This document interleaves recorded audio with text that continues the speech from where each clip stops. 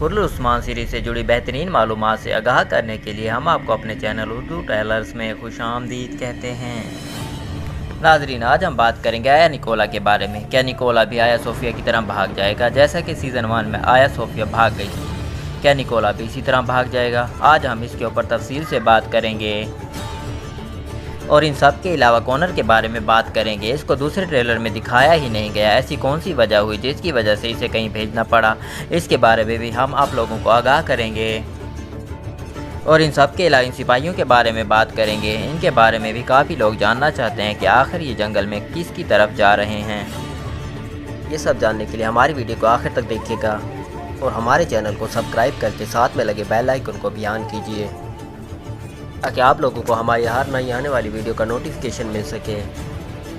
تو ناظرین، سب سے پہلے بات کریں گے سپاہیوں کی کہ آخر یہ سپاہی کس کی طرف جا رہے ہیں۔ تو ناظرین، ہم پچھلی ویڈیو میں قندوز بے کے بارے میں بات کر چکے ہیں کہ قندوز بے اینا گول قلعے کی باہر سے حملہ کریں گے اور یہ سپاہی بھی ان کے ساتھ ہی ہوں گے، جس کا ثبوت یہ سیڑھی ہے۔ قندوز بے اور اس کے ساتھی سیڑھی کی مدد سے اینا گول قلعے کے اندر داخل ہوں گے۔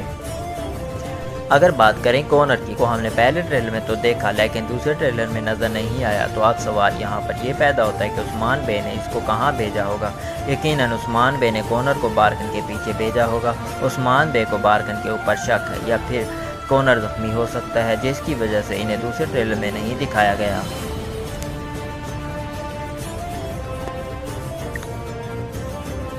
تو ناظرین، اگر بات کریں آیا نکولا کی، کیا آیا نکولا بھی بھاگ سکتا ہے جیسا کہ آیا صوفیہ بھاگ گئی تھی؟ تو ناظرین، نکولا بزدل ہے جو کہ پہلے بھی ایسا کر چکا ہے۔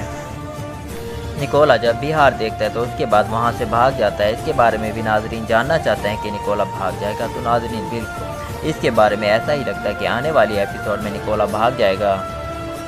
تو ناظرین، یہ تھی ہماری آج کی چھوٹی سی ویڈیو، پسند آئے تو لائک کیجیے اور اپنے دوستوں اور فیملی کے ساتھ شیئر کیجیے۔